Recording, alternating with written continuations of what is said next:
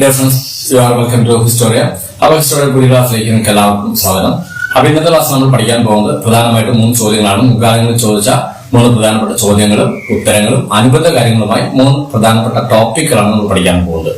Clear? നമ്മൾ എല്ലാ ക്ലാസ്സും ചെയ്യുന്ന പോലെ തന്നെ മുൻകാലങ്ങളിൽ ചോദിച്ച 3 പ്രധാനപ്പെട്ട ചോദ്യങ്ങളും ആ ചോദ്യങ്ങളുടെ ഉത്തരങ്ങളും അതിനോട് അനുബന്ധമായ കാര്യങ്ങളും പഠിച്ച് 3 ടോപ്പിക്കുകളാണ് നമ്മൾ പഠിക്കാൻ പോകുന്നത്. അപ്പോൾ നമുക്ക് ക്ലാസ്സിലേക്ക് പോകാം.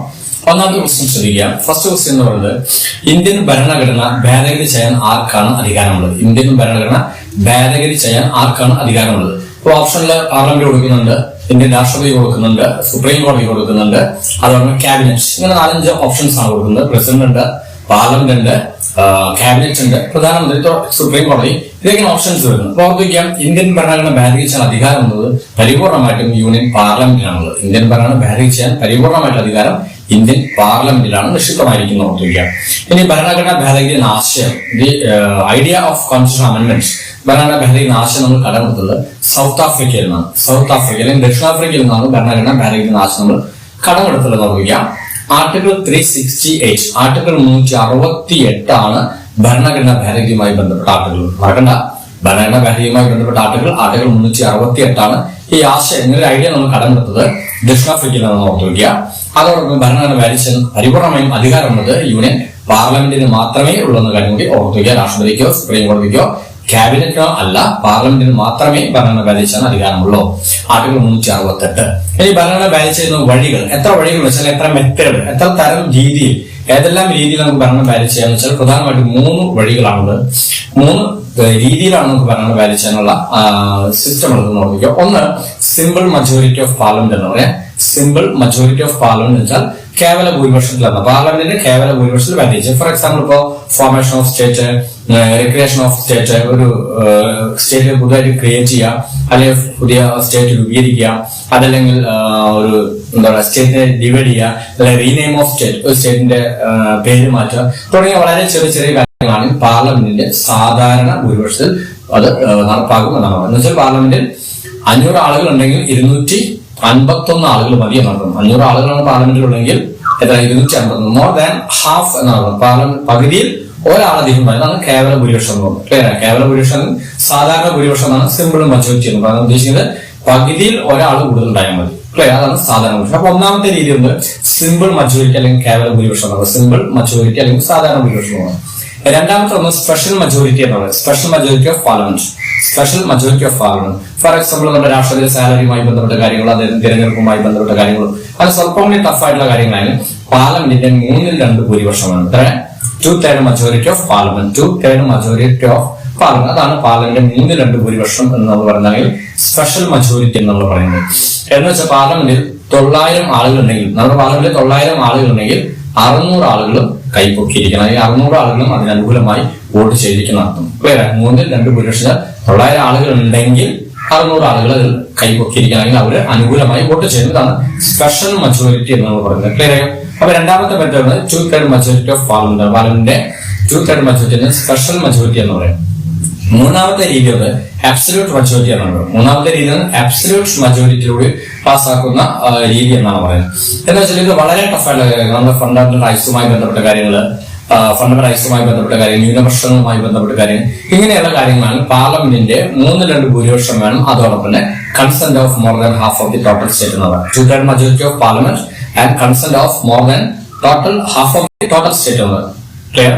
2/3 മജോറിറ്റി ഓഫ് പാർലമെന്റ് വേണം and consent of half of total state, more than half of total state എന്ന് വെച്ചാൽ പാർലമെന്റിന് 3/2 ഭൂരിപക്ഷം വേണം. നമ്മൾ നേരത്തെ പറഞ്ഞ പോലെ, രണ്ടാമത്തെ മെത്തേഡിൽ പറഞ്ഞ പോലെ പാർലമെന്റിൽ 3/2 ഭൂരിപക്ഷം വേണം.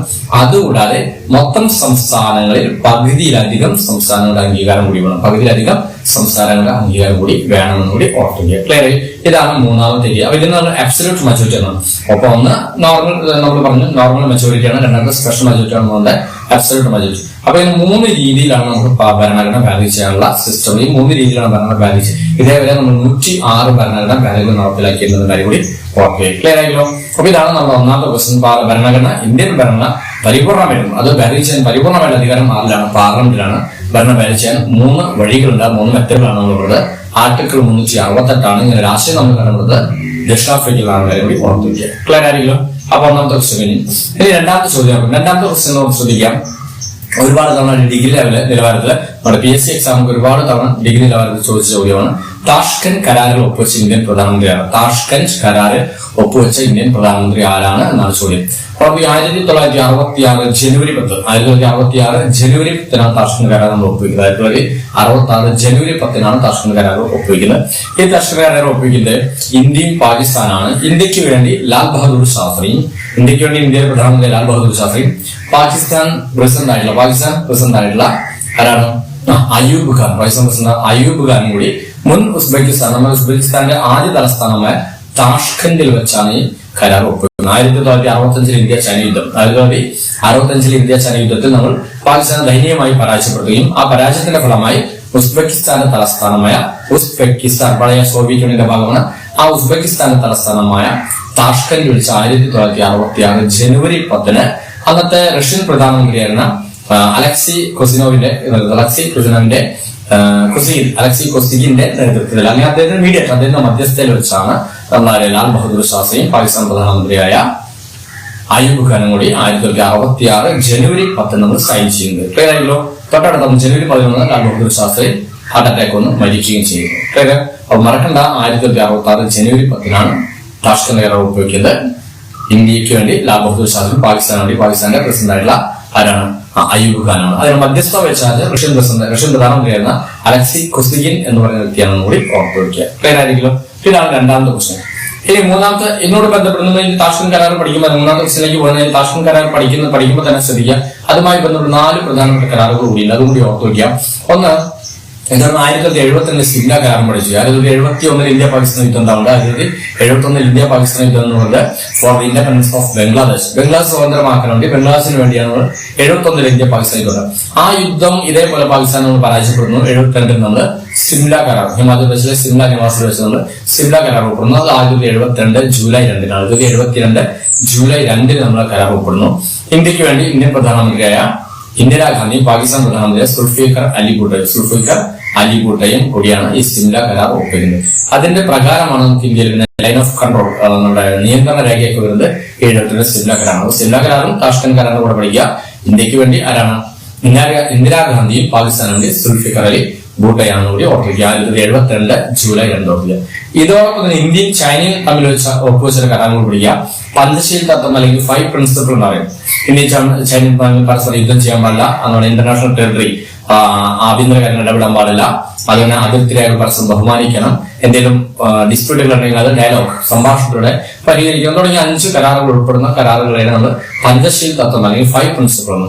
ഇത് ഇന്ത്യയും ചൈനയും തമ്മിലാണ് കരാർ വയ്ക്കുന്നത്. 1954 ഓഗസ്റ്റ് 1954 ഓഗസ്റ്റ് 29 നമ്മൾ കരാർ ഒപ്പിക്കുന്നത്. ഇന്ത്യക്ക് വേണ്ടി ഇന്ത്യൻ പ്രധാനമന്ത്രിയായ ജവഹർലാൽ നെഹ്റുവും ചൈനയ്ക്ക് വേണ്ടി ആരാണ്? ചൈനീസ് പ്രസിഡന്റായ ചൗവിൻ ലായും ഇന്ത്യക്ക് വേണ്ടി ജവഹർലാൽ നെഹ്റുവാണ് ഒപ്പിക്കുന്നത്. അപ്പൊ ഇതിനോട് ചേർത്ത് വെച്ച് പഠിക്കുക. അപ്പൊ 3 കരാറുകൾ മറക്കാതെ പഠിച്ചു. ഒന്ന് താഷ്കന്റ് കരാർ 66 ജനുവരി 10. അത് കഴിഞ്ഞാൽ സിംല കരാർ ഓർത്ത് വയ്ക്കുക 72 എന്ന് ഓർത്ത് വയ്ക്കുക, ഇന്ദിരാഗാന്ധി സുൽഫിക്കർ അലി ഭൂട്ടയും. അത് കഴിഞ്ഞാൽ പഞ്ചശീൽ തത്വം ഓർത്ത് വയ്ക്കുക 1954 ഇന്ത്യക്ക് വേണ്ടി നെഹ്റുവും ചൈനീസ് പ്രധാനമന്ത്രി ചൗവിൻ ലായും ഓർത്ത് വയ്ക്കുക. ഈ 3 കരാറുകൾ ഒരുമിച്ച് പഠിച്ചാൽ അതൊന്നും നന്നായിരിക്കും ഓർത്ത് വയ്ക്കുക. ക്ലിയർ ആയിരിക്കും? ഇതാണ് രണ്ടാമത്തെ ക്വസ്റ്റ്യൻ, അതുമായി ബന്ധപ്പെട്ട കാര്യങ്ങളും. ഇനി മൂന്നാമത്തെ ചോദ്യത്തിലേക്ക് നോക്കുക.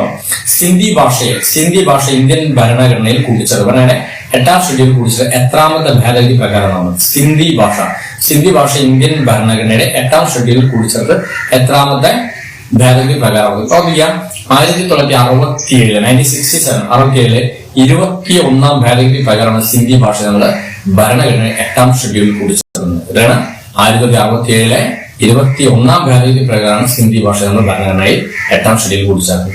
അപ്പോൾ ഇന്ത്യൻ ഔദ്യോഗിക ഭാഷകൾ എന്ന് പറഞ്ഞാൽ നമുക്ക് ഒറിജിനലി 14 ഔദ്യോഗിക ഭാഷകളുണ്ടായിരുന്നു. നമ്മുടെ ദേശീയ ഭാഷ എന്ന് പറഞ്ഞാൽ നമുക്കില്ല. ദേശീയ ഔദ്യോഗിക ഭാഷ എന്ന് പറഞ്ഞാൽ ഹിന്ദിയാണ്. Second official language four daily usage, ദൈനംദിന ഉപയോഗത്തിലുള്ള 2ാമത്തെ ഔദ്യോഗിക ഭാഷ ഇംഗ്ലീഷാണ്. അപ്പൊ നമ്മുടെ ഔദ്യോഗിക ഭാഷ എന്ന് പറയുന്നത് ഹിന്ദിയാണ്. പക്ഷെ 2ാമത്തെ ഔദ്യോഗിക ഭാഷ എന്ന് പറയുന്നത് ഇംഗ്ലീഷാണ്. ഫോർ ഡെയിലി യൂസേജ്, ദൈനംദിന ഉപയോഗത്തിന് വേണ്ടി 2ാമത്തെ ഔദ്യോഗിക ഭാഷ എന്നത് ഇംഗ്ലീഷ് ഔദ്യോഗികമാണ്. ഒറിജിനലി നമുക്ക് 14 ഔദ്യോഗിക ഭാഷകളുണ്ടായിരുന്നു. 14 ഔദ്യോഗിക ഭാഷകളാണ് ഉണ്ടായിരുന്നത്.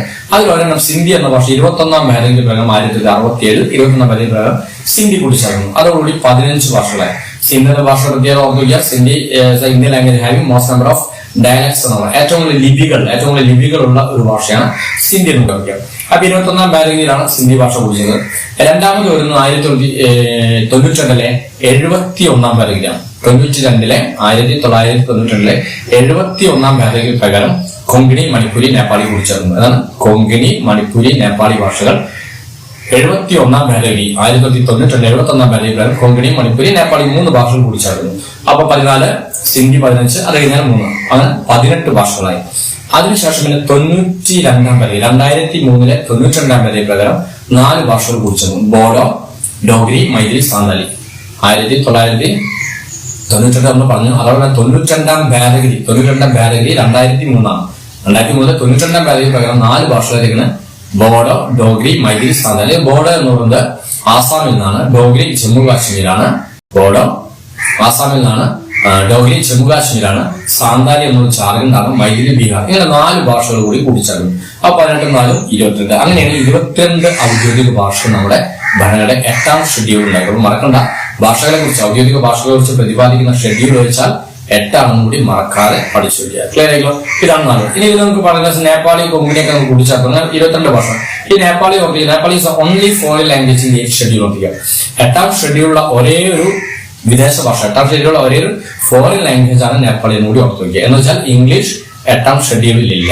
നമ്മുടെ 8ാം ഷെഡ്യൂളിൽ ഇല്ലാത്ത ഒരേ ഫോറിൻ ലാംഗ്വേജ് ആണ് ഇംഗ്ലീഷ്. എന്നാൽ കറൻസിയിൽ അതുണ്ട്. കറൻസിയിൽ ഇംഗ്ലീഷ് ഉണ്ട്, പക്ഷെ ഇംഗ്ലീഷ് ഇല്ല, 8ാം ഷെഡ്യൂളില്ല. പക്ഷെ ആ 8ാം ഷെഡ്യൂളിലുള്ള ഒരേ ഒരു വിദേശ ഭാഷ എന്ന് പറയുന്നത് ഏതാണ്? നേപ്പാളിയാണെന്ന് കൂടി ഓർത്തിരിക്കുക. ക്ലിയർ ആയല്ലോ? ഇതാണ് നമ്മുടെ ഈ ഔദ്യോഗിക ഭാഷ. അപ്പൊ മറക്കണ്ട, ഒറിജിനൽ 14 ഉണ്ടായിരുന്നത് 21ാം പാരഗതി പ്രകാരം സിന്ധി കൂടിച്ചേർത്തു. അത് കഴിഞ്ഞാൽ 71ാം പാരഗതി പ്രകാരം കൊങ്കിണി, മണിപ്പൂരി, നേപ്പാളി, അങ്ങനെ 18 അത് കഴിഞ്ഞാൽ 2003 92ാം പാരഗതി പ്രകാരം ഏതാണ്? ബോഡോ, ഡോഗ്രി, മൈഥിലി, സാന്താലി. ഈ 4 ഭാഷ കൂടിച്ചേർത്തോടുകൂടി എത്ര ഭാഷകളായി? 22 ഔദ്യോഗിക ഭാഷകളായി കൂടി മറക്കാതെ പഠിച്ചു. ക്ലിയർ? അപ്പൊ ഇന്നത്തെ നമ്മുടെ ക്ലാസ്സിലെ 3 പ്രധാനപ്പെട്ട ചോദ്യങ്ങൾ ഇതാണ്. ഒന്ന്, നമ്മൾ ആദ്യം പറഞ്ഞ ചോദ്യമാണ് ബനാന ബാരി ചെയ്യാൻ പാർലമെന്റിന് മാത്രമേ അധികാരമുള്ളൂ. രണ്ടാമത്തെ പറഞ്ഞ താഷ്കന്റ് കരാറ്, സിംല കരാറ്, അതിലെ 5 പ്രിൻസിപ്പിൾ, പഞ്ചശീൽ തത്വം, അത് 3 ഒരുമിച്ച് പഠിക്കുക. മൂന്നാമത്തെ ക്വസ്റ്റ്യൻ എന്ന് നമ്മുടെ ഔദ്യോഗിക ഭാഷകളുമായി ബന്ധപ്പെട്ടാണ് നോക്കുക. ഈ 3 ടോപ്പിക്കും വളരെ ഭംഗിയായിട്ട് പഠിക്കുക. ഇനി ഇതുമായി ബന്ധപ്പെട്ട് നിങ്ങൾക്ക് എന്തെങ്കിലും ഡൗട്ടുകളോ മറ്റു കാര്യങ്ങൾ തീർച്ചയായിട്ടും കമന്റ് ചെയ്തോ, അല്ലെങ്കിൽ 9846298093 എന്ന നമ്പർ നിങ്ങൾ കമന്റ് ചെയ്യാൻ, വാട്സ്ആപ്പ് നമ്പറാണ്. കമന്റ് ചെയ്യാൻ നിങ്ങൾക്ക് വേണ്ട നിർദ്ദേശങ്ങളും ഗൈഡൻസുകളും നൽകാവുന്നത്. സോ അടുത്ത ക്ലാസ് വീണ്ടും കണ്ടുപിടിക്കാം നല്ല ടോപ്പിക്കുമായി. അതെല്ലാവർക്കും ബൈ.